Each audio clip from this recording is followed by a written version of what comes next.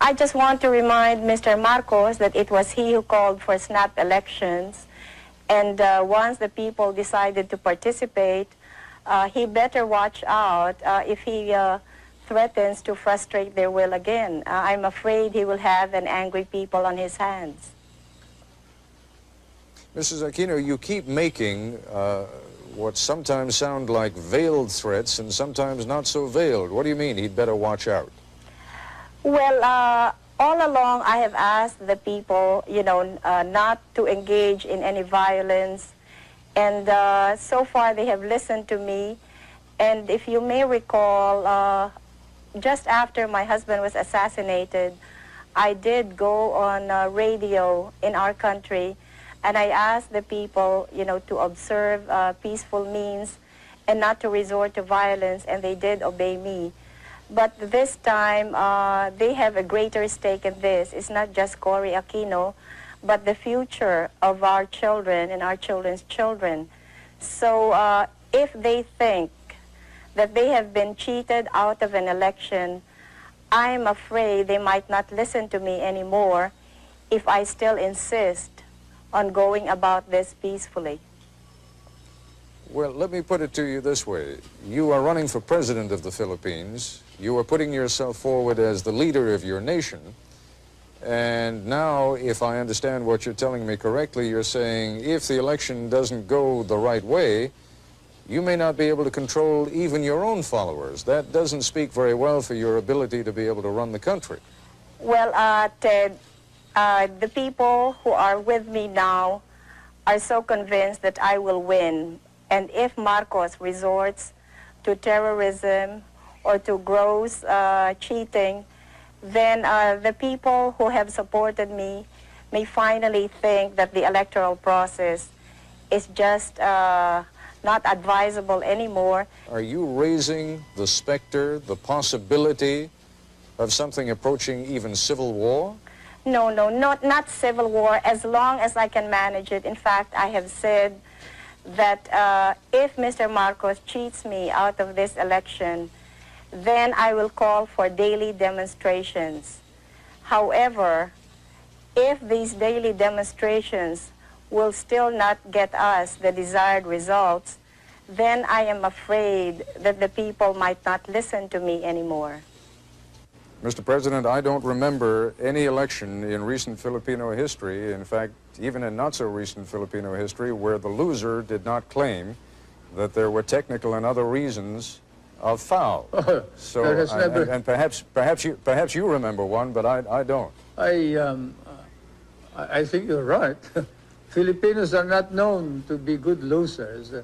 They're always sour grapes losers, and they never concede.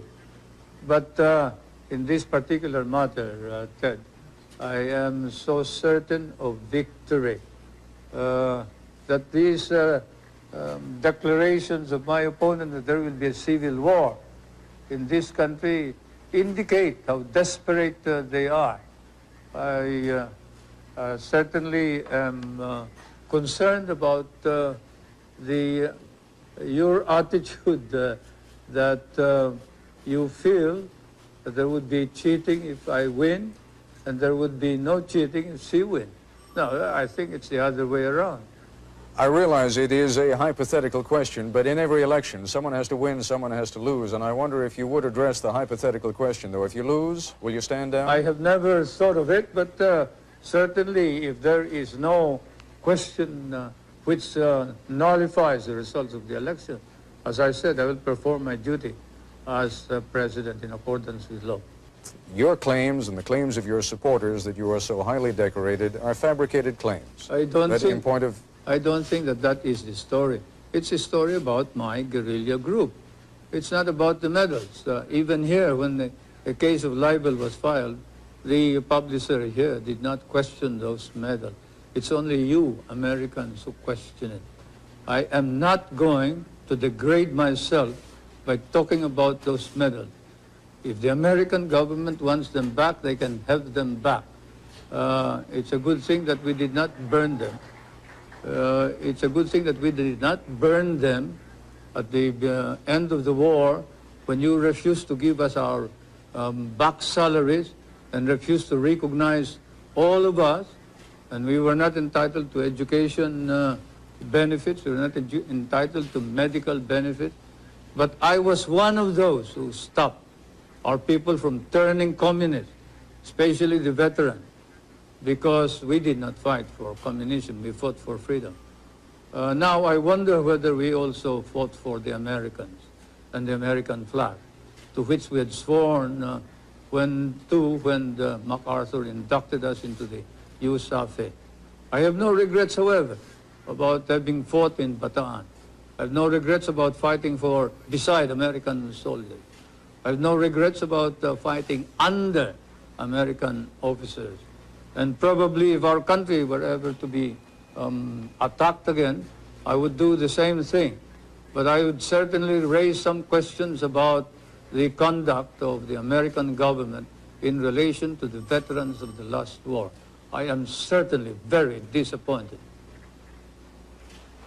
Mr. President, the question is not raised about the courage of Filipinos who fought against the Japanese during the Second World War. But the question, as you know, and you know this is not something I'm making up, you have seen those newspaper articles yourself and you have seen some of the documents, suggests that the guerrilla group that you claim to have led, in fact, either did not exist at all or was just a tiny group that played no major role. Then why is it recognized by the intelligence officer of General MacArthur in a paper which is certified too by the head of the archives of the United States? Now look, I don't want to talk about this anymore. If you do, I'm going to walk out. You've had some rather disparaging remarks to make about Mrs. Aquino, not the least of them being that, in effect, she has experience as a housewife, but little else. Do you think she has gained in stature over the last few weeks? And do you think it is possible that if she is elected, that she could serve effectively as President of the Philippines? I still believe that you need somebody who has been experienced to run our government in this time of crisis. I have nothing against her, but certainly when, say, your son is sick and he needs an operation or he needs the expertise of a good doctor, you don't pick just anybody who has honesty and sincerity in order to cure your son. In that situation where she has no experience whatsoever is something that we have to accept and admit realistically that she had the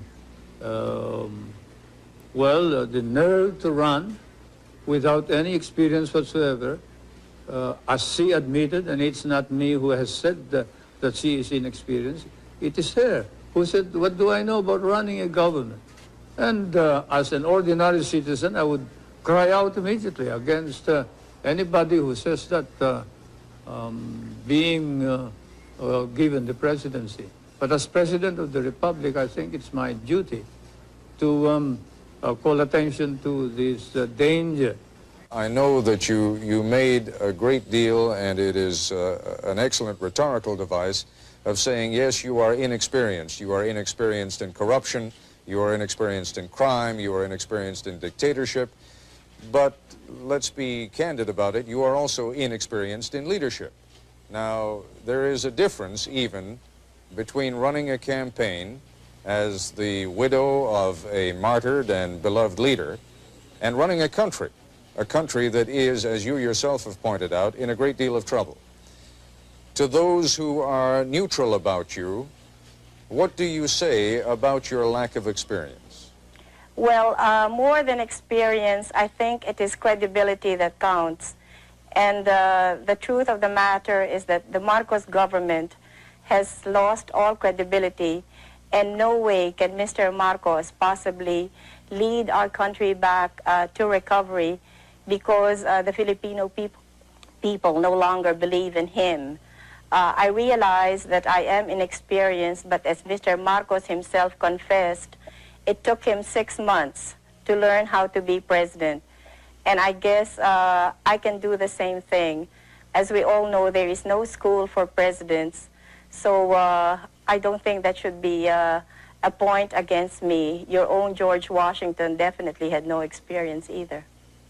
It is possible that he had no experience as a president, but he certainly had some experience in leadership when he became president. And you are trying to become now the leader of a fractured country, the leader of a country that has enormous economic problems, the leader of a country that is rife with corruption, as you yourself have said, the leader of a country that has so many problems that one wonders how even the most experienced leader would be able to take care of them. I don't mean to harp on it, but it is the central issue of the campaign against you. And what I would like you to focus on for a moment is not you simply as an alternative to President Marcos, but you on your own merits.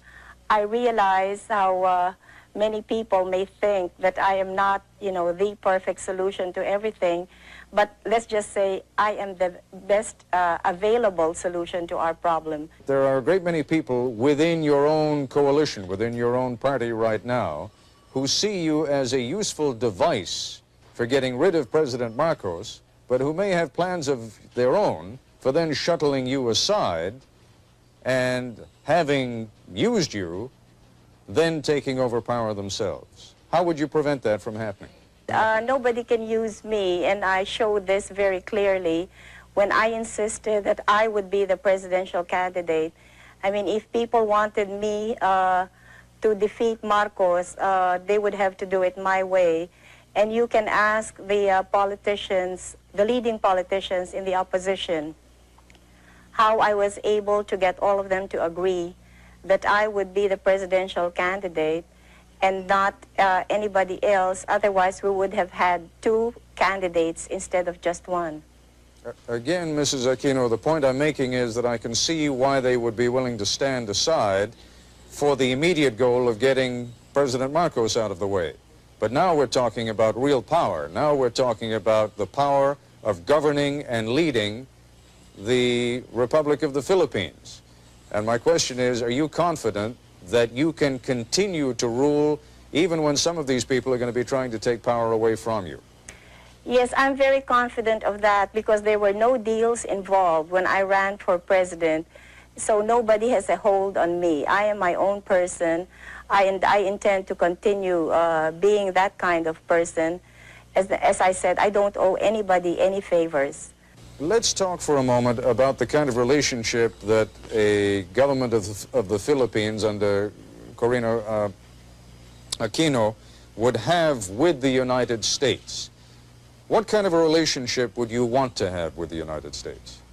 Well, I would like to continue our friendly relations with the United States, and I see no reason why that cannot be so. In fact, I would like to strengthen those relations, and definitely we will be in direct dialogue with your government, so I really see no problems there. Well, the problems again, and it seems to me that there has been a little bit of waffling on the issue of the bases over the course of the last couple of months. Would you tell me now in these final hours of the campaign precisely what your position on the bases at Subic Bay and Clark Air Force Base are? What is your position now? All right. I respect the military bases agreement, which will expire until 1991. And in the meantime, I will keep all of my options open. I know that no sovereign state can ever allow any part of its territory to be in the perpetual possession of a foreign power. And I think no ally of ours will be demanding this of me. I am not hearing from you the kind of reassurance that I think Washington really wants to hear.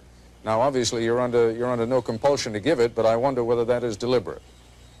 No, it's not deliberate. Before the RP-US bases agreement expires in 1991, we will be in consultation with the United States, with our neighboring countries, especially the members of ASEAN, and above all, we will be consulting with the Filipino people so that we will be able to reach an agreement which will be to the best interest of the world, but in particular the Philippines. I've always maintained that those bases are needed by the two governments and probably by Asia itself. if not the world. You cannot project your naval and air power beyond the South China Sea as well as to the Indian Ocean and the Hormuz Straits in the Middle East without those bases. And we also recognize that Asian countries may be in danger if the balance of military power were not maintained between the two superpowers. And therefore, the ultimate noble purpose of all of this is to maintain that military balance in order that we can avoid war in Asia. This is to the advantage of not only the United States and the Philippines, but to the advantage of all of Asia and perhaps of the Middle East, Europe, and perhaps the world. When you hear people speculating in this country, and there has been some considerable speculation, that perhaps things are becoming a little bit too dicey in the Philippines and that the United States ought to think about putting its bases elsewhere. You take that seriously? I take it seriously, and certainly we would not stop you if you want to get out of the Philippines. Do you think that Subic and Clark can be replaced? You will not be able to find any replacement of Subic and Clark, but you are free to get out anytime you think it wise to do so. Mr. President, some would say that the gravest danger to the Philippines these days is that there is a crisis of confidence, and that what Mrs. Aquino would bring to the presidency would be a fresh breeze, and that she could get the expertise by surrounding herself with competent experts, but that what is needed is a fresh sense of trust, a sense that the corruption that is charged will be cleaned out, a sense that the cronyism that is charged will be cleaned out, a sense that the brutality that is charged against members of your armed forces and the police will be cleaned out, and that Mrs. Aquino can fulfill that role and you cannot. You, sir, are guilty of speculation and making allegations that are not proved by evidence. Corruption and hidden wealth were charges included in the impeachment proceeding. They were debated upon, and the opposition was challenged to present their evidence. They could not. There is no evidence. Even in your hearings in the House of Representatives Subcommittee of Mr. Solar,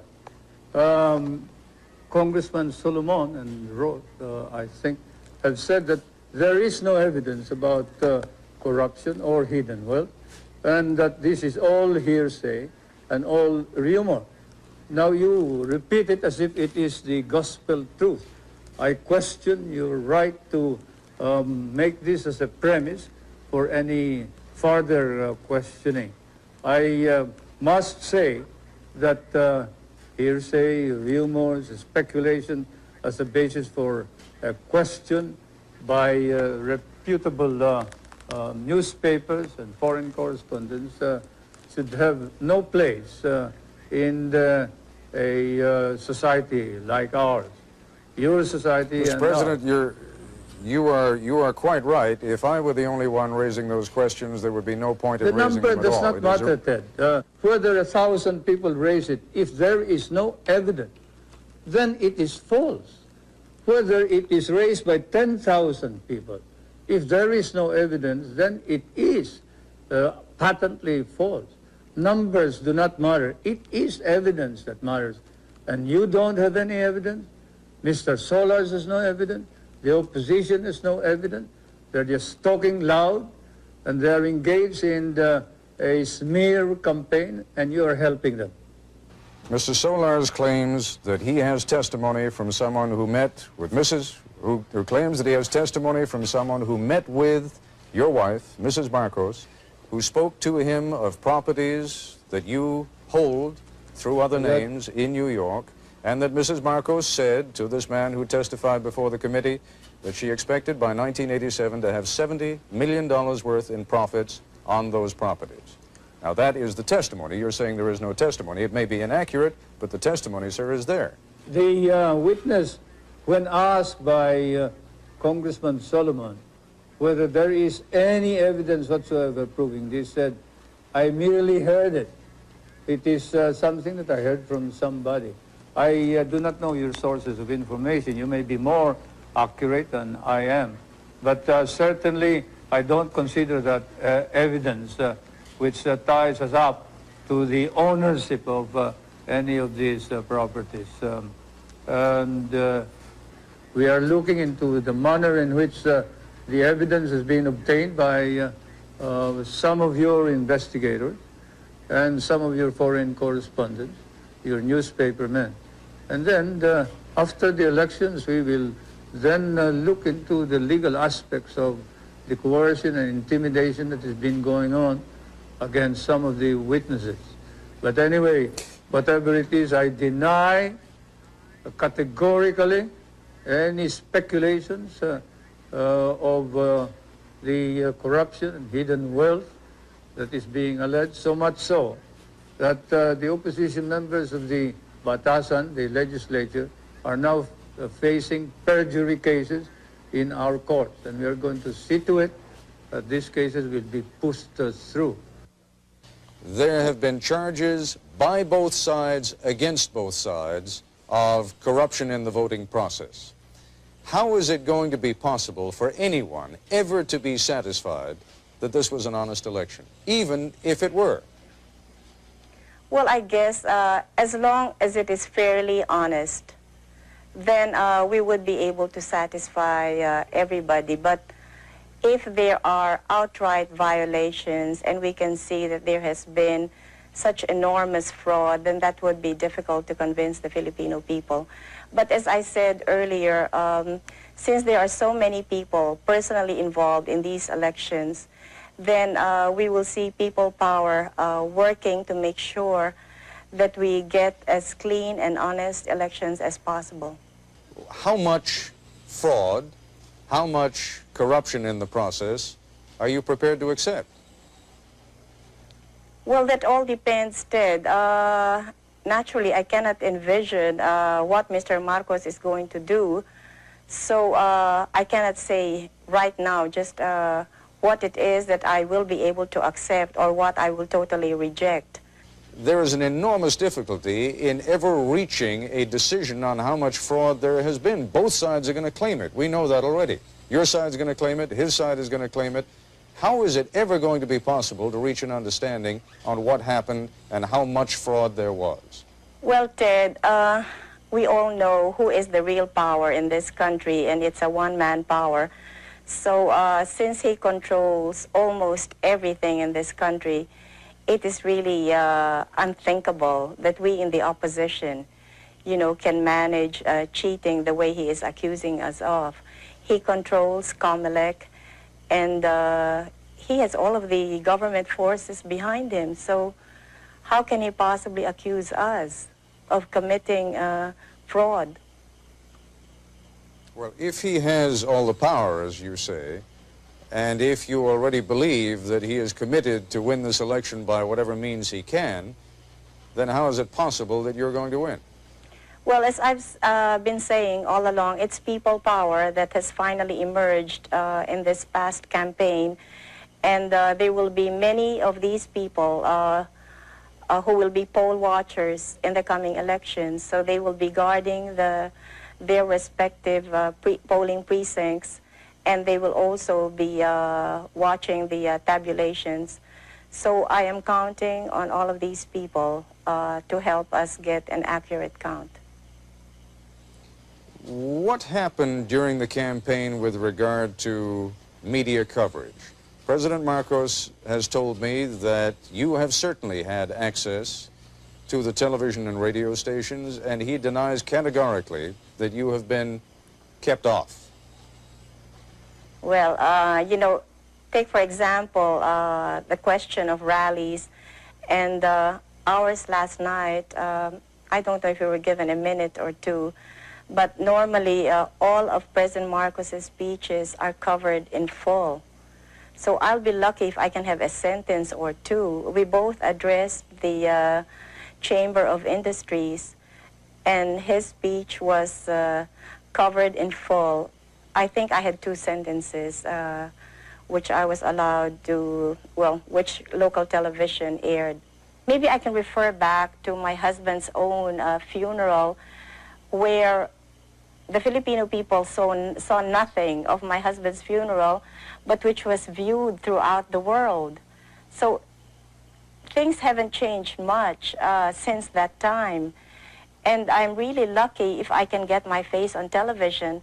What they are doing to me now is that they use some of my video shots and they impose it on their commercial, on their commercials, and then they have somebody pretending to be me and, you know, talking as if it were CORY Aquino. And there's nothing I can do about it because all of media is, well, all of television is under the control of Mr. Marcos.